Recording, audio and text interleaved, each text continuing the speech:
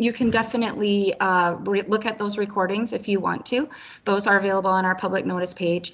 Your camera is optional, so again, we wanted to be able to give you that sort of face-to-face interaction if you wanted it, and not if you didn't. So, all right. So I wanted to let you know who is going to be here to talk tonight and a little bit about how we're going to run the meeting. So the main people you're going to probably hear from is myself and then Dave Thompson, who is our permit engineer. He's the one that kind of headed up the whole permit writing project. I also have Jeff Korniski. He's our assistant district supervisor in our Detroit office. Bob Burns is one of the inspectors for this facility, so he can answer questions about compliance and when we do inspections, how we do inspections, things like that.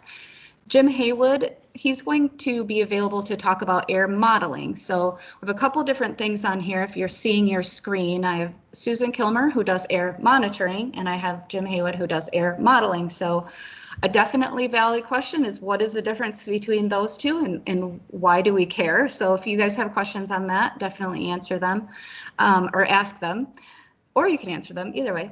Mike Dekba is here to talk about air toxics. If anyone has any questions about that, he works in our air toxics unit. And Trace McDonald is available to answer any questions that you might have about nonattainment. So all of the people that are on this list in front of you, with the exception of Trace, had definitely a hand in writing this proposed permit. So this is definitely a group effort. It's something that staff have worked pretty hard on to get in front of you today. So I'm going to just quickly go over, and I'm going to go back to this at the end, just as a reminder in case you want to grab a pen and a piece of paper, or you don't quite catch it the first time. We have a lot of other information on our website right now. So like I said, the public comment period is still open. If you are interested in finding some more information besides just what you're hearing tonight, we have some different kind of levels of information about this. A proposed project summary is just kind of a broad overview of the project, and Dave's going to be talking about that tonight too. So definitely don't need to read that one if you don't want to. The technical fact sheet is a more in-depth look at the whole project and how things were developed. The proposed permit terms and conditions, that's going to be important because that's what you're actually going to be able to comment on. You can also find, like I said, the recordings from the previous informational sessions and the hearing, and then contact information for staff as well. This is available on the website too, but I wanted to just put it up on the screen for you really quickly. There's different ways to submit an official comment. So if you missed the hearing on the 30th, you definitely never need to go to a hearing to be able to submit a comment on a proposed permit that's open for comment. So this permit opened for comment back in March. Like I said earlier, it will close on May 29th.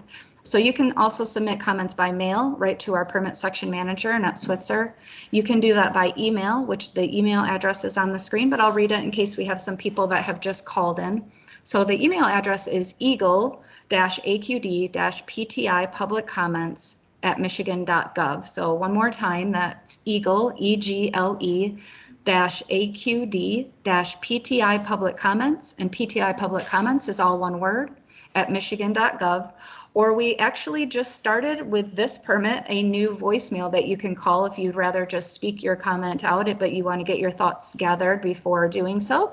You can call our voicemail, and that number is area code 517-284-0900. So I'm going to stop sharing my screen here for a minute, and I'm going to be passing it over to Dave Thompson, our permit engineer. So Dave, whenever you are ready, you can go ahead and take the field.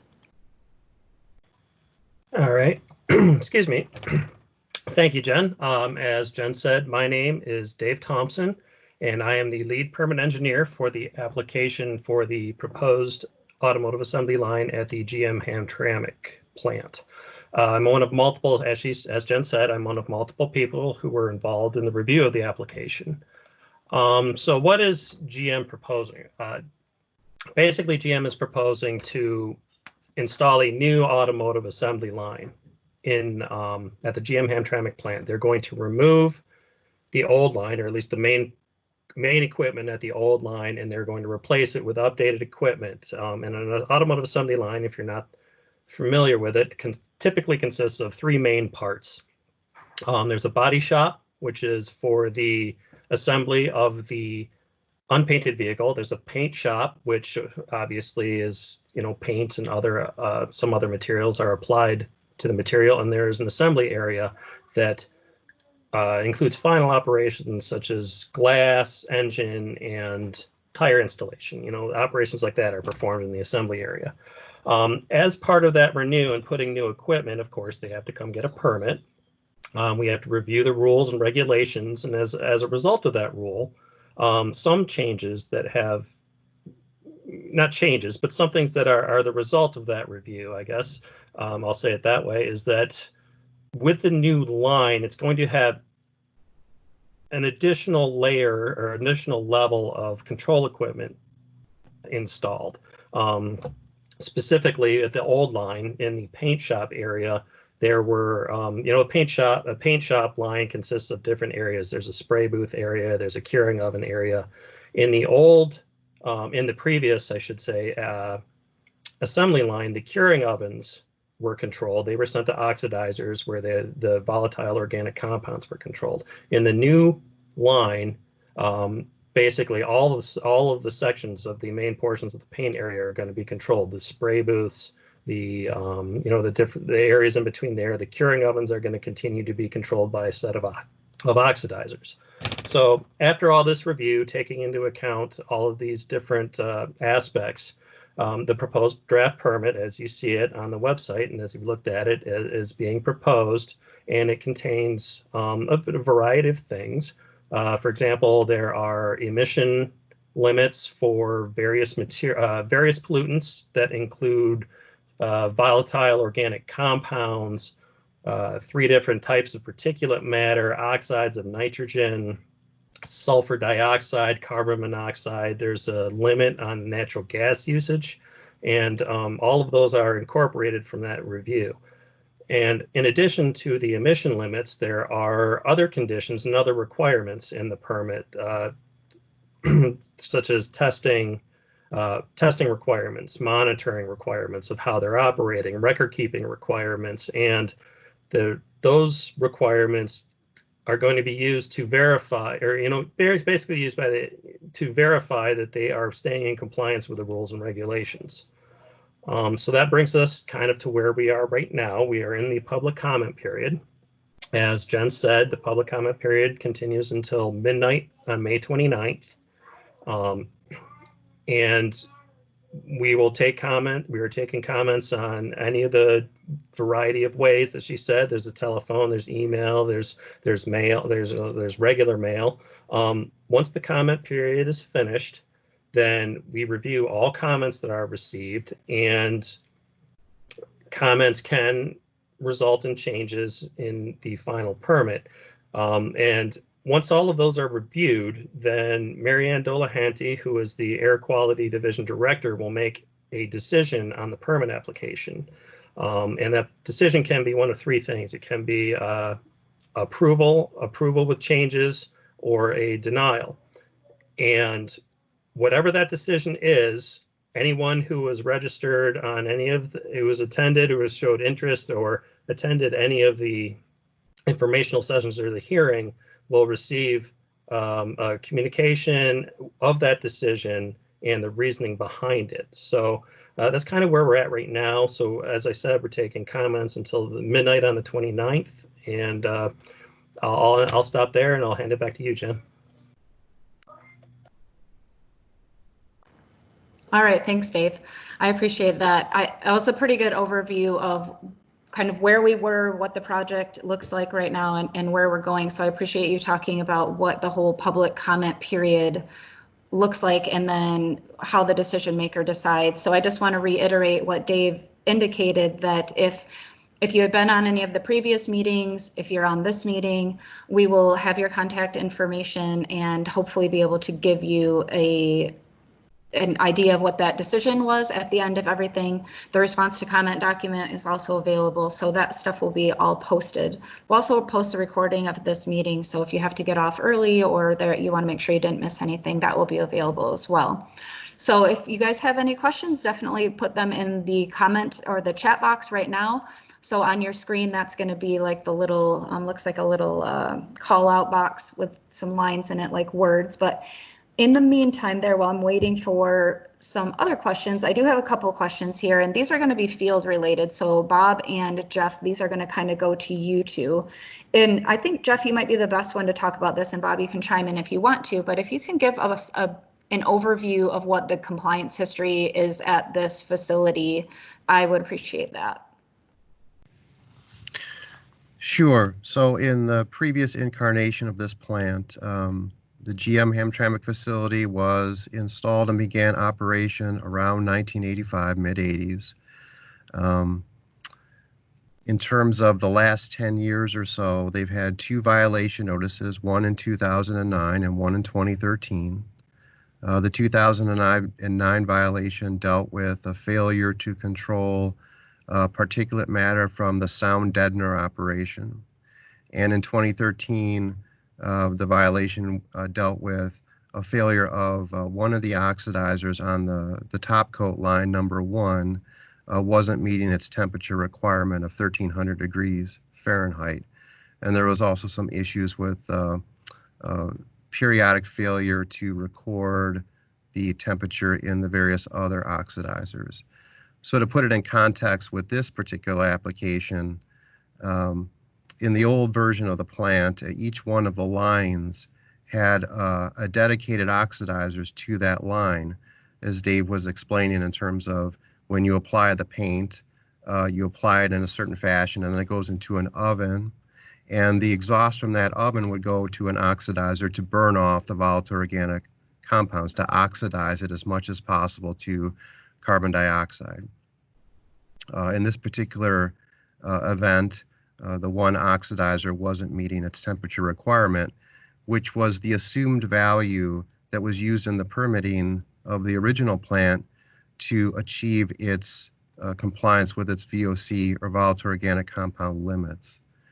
In the current version of the plant, there's actually a set of 5 oxidizers which combine control the VOC emissions from all aspects of the plant. So there isn't any one oxidizer devoted to one line or to one process. They're all sort of combined, and it allows the facility to have flexibility in case one oxidizer goes down, to sort of divert the emissions through the remaining oxidizers without interfering with production to a great extent. So they've had some issues in the past, but with any large facility like this, whether it's an auto assembly plant or a steel mill or a refinery, there are literally hundreds or thousands of applicable requirements depending upon the size of the facility. And just as a point of context, a few violation notices over the course of 10 years is pretty typical for a facility of this size. So going from there, Bob, can you talk a little bit about, why we would do an inspection at a facility like this? How often does that happen? How do we decide, and sort of what that would look like if this permit was approved and issued either with changes or like it is now? What does that look like from an inspection standpoint? And how are you going to use the pieces of the permit that Dave talked about, the monitoring and record keeping, to look at compliance? Sure, Jen. A facility of this nature and this size would be at a minimum have an inspection of at least once every 2 years. We would also respond to any complaints that are at the facility and likely follow up with some sort of inspection or call to see what is going on at the facility. Also, within the first year of start of the new paint shop, we will be out there for a numerous series of tests for things like particulate matter testing, oxidizer destruction efficiency testing, transfer efficiency of paint testing, and potentially some NOx testing. So those are the types of things we would get out there. The first year we will probably be out there a minimum of at least three, 4, 5 times. Okay, thanks. So that kind of leads me to the next question here. So this one is going to be for you, Susan. So Bob and Jeff kind of talked about some facility specific things related to GM, But can you talk a little bit about what the air quality is like in the area? Or first, I guess, can you explain a little bit what air monitoring is, since we talked about the difference between monitoring and modeling, and then talk a little bit about what the air quality looks like in this area and how we know that. Sure. So the Air Quality Division has air monitoring stations all around the state of Michigan. We have approximately 40 different sites where we measure air pollution. And at these different sites, we measure different compounds and parameters. So the air monitoring is actually measuring air pollution of what we say is the ambient air. So that's the air that's not coming directly out of a stack, but is the air that's just available for people to breathe. So we conduct a lot of air monitoring around the state of Michigan for different pollutants. And in this area around Hamtramck, we do have an air monitoring station that's very close by at on East 7 Mile at Osborne High School. So as far as the air quality in the area, where the facility is, there's a 7-county area, including Wayne County, that is currently not meeting the federal ozone standard. So that area is deemed or classified as non-attainment. So that's just for ozone. The area is meeting all the other standards. So they're meeting the standards for particulate matter, nitrogen oxides, lead, sulfur dioxide, carbon monoxide.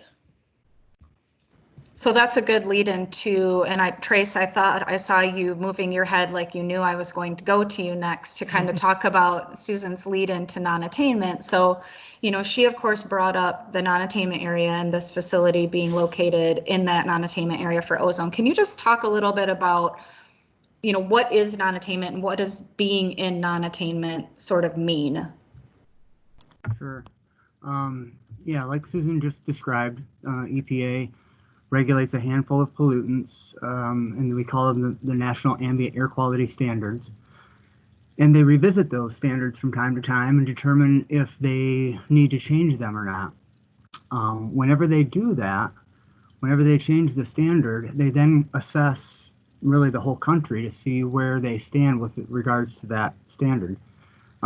Ozone was changed recently. It went from 75 parts per billion as the standard down to 70 parts per billion as the standard.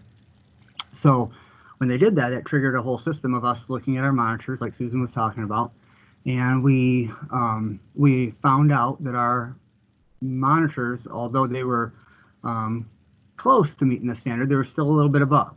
And so we look at a 3-year window for that assessment, and when they look at that 3 years, we see that we were a little bit above for the years that were investigated. And so then they determined that certain parts of the state are in what we call non-attainment. And when non-attainment is determined, that triggers a lot of actions, I guess you could say. And some take place pretty much immediately, like we would change the way we issue some permits. And then we also start a process of looking at our rules and revisiting our rules, and if we can't, we have a certain time frame depending on, again, how close we are to meeting that standard. And in our case, in Southeast Michigan and a couple spots on the west side of Michigan, we are relatively close to that standard. So we only have a couple years, and in a couple years, if we haven't met that, then we have to start taking more actions, including changing our rules, perhaps. So it triggers, multiple actions spread out over time. And so we're in the process, basically. We're in the middle of that process. So I know there's a lot of information about that, kind of what you guys are doing, some frequently asked questions, things like that on the web. So if people are interested in more about that, they can reach out to Trace or reach out to me and I can connect you with him or whatever the case may be, whatever you're more comfortable with. But, you guys talking there got me thinking about something else. But before I go on to that, I just want to reiterate, if you have questions, go ahead and put them in the chat box. I know Jim's been kind of prompting you, but I'm happy to ask questions all night long because you guys know me, panelists know me, and I have no lack of those, but I certainly want to make sure that people are getting out of this what they want. So if you have more specific questions, definitely feel free to ask them. But I thought your lead-in was really good into another part of Jim's job. So when you talk about non-attainment, and we're definitely in the season right now where, and I think you already issued one if I'm not mistaken, Jim, so correct me if I'm wrong, but I'm pretty sure that we have already had a clean air action day in the last couple of days. Am I wrong about that? Nod your head or shake your head. No, I you're think wrong. I'm good. Okay. That's I am right right. there. Darn it. Right. Okay. Well, I apologize for that. But I guess the lead into that is we do have a program that will alert residents to when there is a clean air action day and some things that you can do. And so we have those because we don't want to be in non-attainment, and for a lot of reasons. Of course, taking care of yourself during those times and watching the recommendations for activities and things like that is really important for public health. But I did want you to just talk a little bit about that sort of meteorological part of your job. And then I'm going to ask you a question about air monitoring too, but I want you to talk about that a little bit too, especially for this area because we're in non-attainment here. Yeah, that area of the state is a pretty high profile spot for our forecasting program, as along with the Western Lake Shore. What we get is, especially during the summer months, typically May through September or October, when we get a lot of volatile organic compounds in the atmosphere, along with nitrogen dioxide, and you put that in the presence of strong sunlight and humidity, it's going to cause ozone. And with the traffic down in that area, that's usually the biggest contributor of what we get down there as far as volatile organic compounds. And so during the summer months, when we get temperatures typically 80 degrees or better, higher dew points, plenty of sun, then we do see the ozone starting to tick up. Now, of course, the interesting thing for this year is with the lack of people going to work, the highways are a little bit more empty. The industrial stuff isn't as bad as it normally is. And how's that going to affect our air quality? We've not really seen much of a change in our fine particulates. The ozone, the season is just starting. I know we did have one of our monitors that hit 72 parts per billion yesterday up in Harbor Beach. That's where it was, Harbor Beach. So we actually have had one monitor that's bopped over. It's not a monitor that usually causes us too much problems. Usually where we see it is downwind of Detroit a little bit, east 7 Mile. I'm being attacked by a cat here. But we really haven't seen the numbers really tick up in that area yet. We did expect a little bit higher numbers yesterday north of Detroit because we are seeing southerly winds. The humidity is up there. Certainly the temperature is up there. Temperature is in the mid 80s. So it was quite interesting that we did see one that went in excess of 70 parts per billion, albeit but not much. One monitor going over one day by itself is not going to cause a violation. If you get several of them, they start adding up, then it gets to be problematic. But typically that particular monitor up there in the thumb area is not a bad one. Thank you for that, for sure. I'm sorry I mistook the Clean Air Action Day. If you want to see Jim and his partner Steph in a really great video of more about Clean Air Action Days, it's definitely a great one. It's on our YouTube channel. So if anyone's interested in that, I'm happy to share. They needed some cajoling to do it, but it turned out really nice. And it's a good kind of simple way to talk about Clean Air Action Days. And they are really, really important. So if you haven't signed up for those alerts, you should definitely do that. Dave, I'm going to have you share your screen. If you can, look for that. The air modeling grid, if you have that one, you can pull up, because I'm going to have Jim talk about it a little bit while you're showing it, if you don't mind. I think that would be interesting because we always, so this ties in with how, you know, Susan's role with looking at the ambient air quality or the outdoor air, the air that we breathe. And you can go ahead and share that whenever you want, Dave. Yep, it's going to the right screen. Just give me a moment. It's Perfect. Nope, up. You're good. And I can definitely fill time with blabbing at this point, but it definitely goes in with how we look at these permit applications when they come in. It's not like we just look at it and we kind of let it sit there and Dave writes a bunch of words on a page. You know, it's definitely a team effort. And this is one of the bigger things that I think people sometimes have a hard time understanding or visualizing. So I want Jim to talk about this while we show this slide that has the actual modeling grid from this permit application. So Jim, take it away whenever you're ready. All right, there we go. Well, Susan talked about the monitoring program, and for the monitoring program, that is literally an instrument out there that is measuring the quality of the air in that one spot. And that's a great thing to have. It's not always practical in the permitting aspect of it because you can't monitor something that hasn't been built yet, or you can't monitor something that hasn't been changed yet. So what we have is these very complex computer models. What they are is they're simulations of what happens when a pollutant enters the atmosphere in combination with wind speed, wind direction, stack parameters, and whatnot. What you see in front of you is a map of this particular project, and picture each one of those little dots as you can as a virtual monitor. So literally we have a monitor, a virtual monitor, almost at everybody's backyard where we can measure prior to the project going forward, whether or not that project is likely to cause or contribute to a violation of the air quality standards. As part of our permitting process, we need to know, we have to be reasonably, if not almost certainly assured, that whatever project this is not going to cause or contribute to any violation of air quality standards. And again, you can't measure that physically before the project is built. So what we do is we do it virtually.